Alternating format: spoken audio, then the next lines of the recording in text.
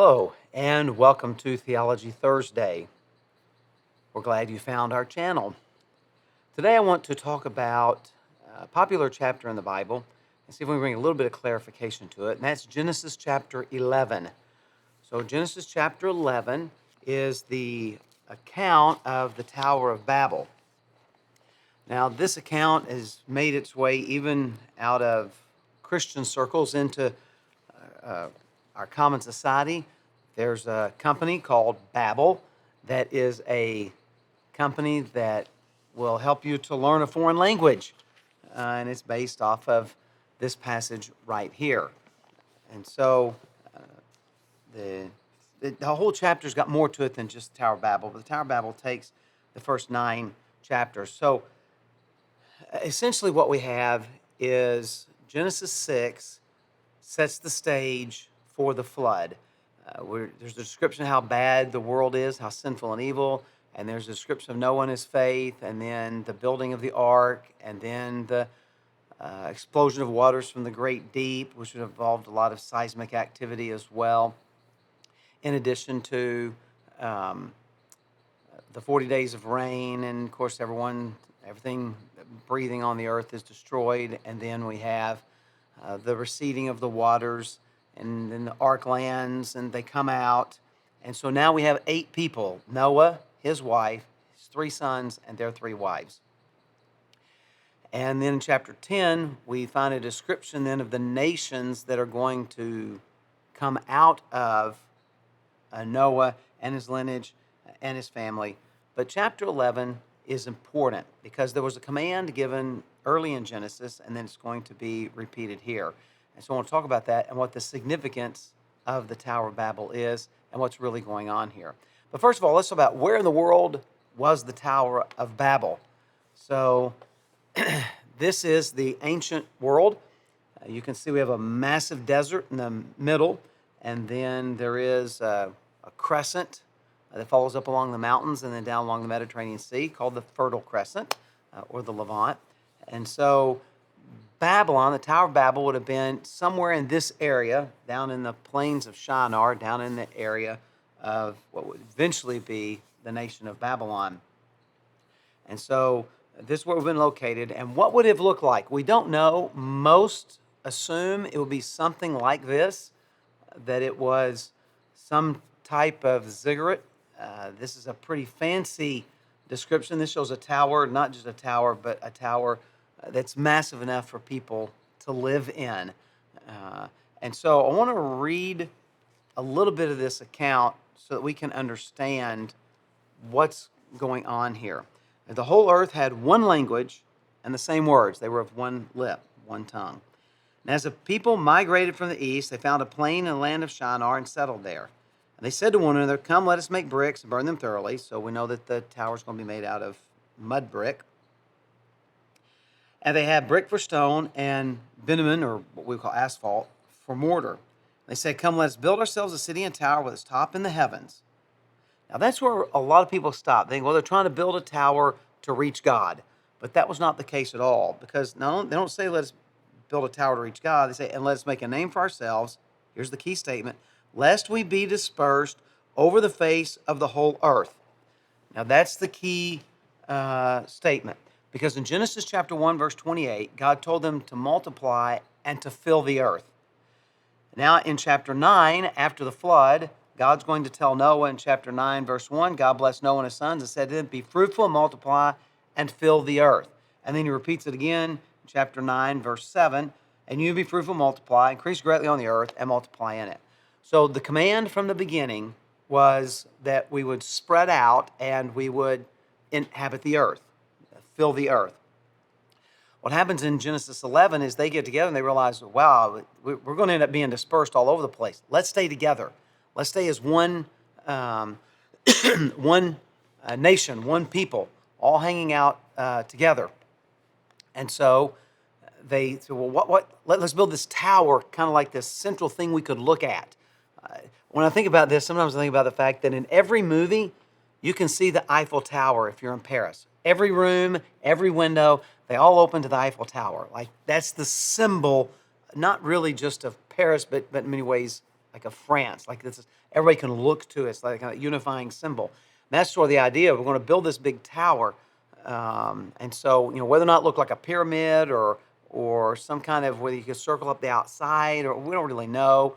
Most of the towers in the ancient world were ziggurats, so they were stepped pyramids essentially. And so that's that.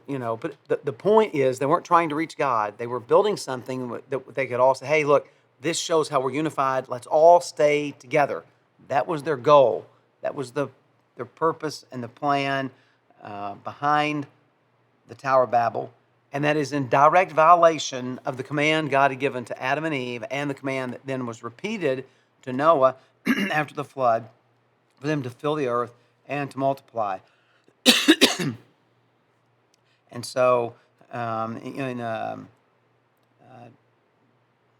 Genesis chapter 10, we get the sons of Javan, Elisha, Tarshish, Kittim, and Donai. We get all these people that are named, and they're all trying to stay together. So what does God do in response? In chapter 10, verse 8, the Lord dispersed them from there over the face of the earth, and they left off building the city. Therefore, its name is called Babel, because there the Lord confused the language of all the earth. Okay? So God comes down, creates languages, and now people can't speak to one another. They can't work together. And so you discover, hey, well, both you and I are speaking German, so let's group up together. And we're both speaking Spanish, and we're both speaking Chinese, and whatever the languages were that they had.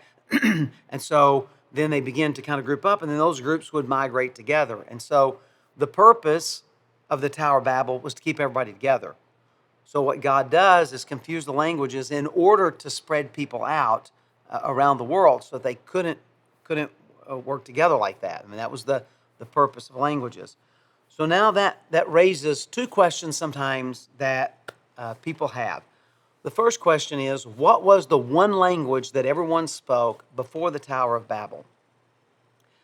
There are really only two possibilities: either a language that we would know today, or it was a language, and after the Lord came down, no one spoke that language anymore. So no one spoke the original tongue. I lean towards the first one. I actually think that it was a language. I believe it was Hebrew, maybe because I'm a Hebrew professor, a little partial to that. The fact that about 75% of the Bible was originally written in Hebrew, the Old Testament. But regardless, if there was an original language that's still around today, I would argue it was Hebrew, even though it may have just been some language that has now disappeared. I can guarantee you it was not English. It certainly was not King James English. But anyway, we don't really know. The Bible doesn't say. I don't know that it matters that much, but I would lean towards, if it was a language we're familiar with today, it would be the Hebrew language. But there's a second question that gets asked quite a bit, and that is, what about in heaven? So in Revelation chapter 5, verse 9, we read about the people gathered in heaven, and they're singing and worshiping and praising Jesus. And this is what it says, Revelation chapter 5, verse 9. They sang a new song saying, "Worthy are you to take the scroll and to open its seals. For you were slain, and by your blood you ransomed people for God from every tribe and language and people and nation. And you have made them a kingdom of priests to our God, and they shall reign on earth." The question is, will we all speak the same language in heaven? In other words, is this a reversal of the Tower of Babel when we get to heaven? My personal opinion is no, for a couple of reasons. One, I think it'd be really cool to hear all these different languages in heaven. But two, on the day of Pentecost, there was not a reversal to where everyone was speaking the same language. On the day of Pentecost, everyone heard in his own language.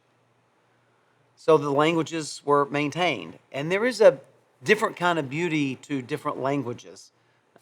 Some are very rough and staccato, and dare I use the word masculine, but they're just kind of more aggressive kind of languages.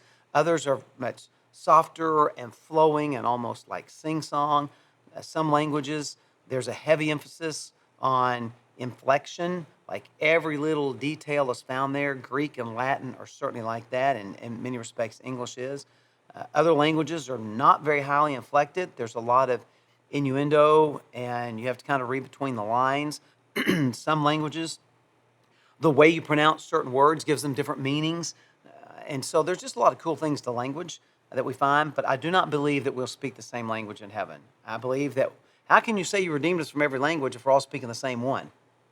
I think we'll have the different ethnicities in heaven. I don't think that suddenly everybody's going to be the same color in heaven, whatever color that would be. I think, the different ethnicities, I mean, our differences will still be there in heaven because it celebrates the beauty and the diversity that God has put into our world. So languages themselves were not a punishment.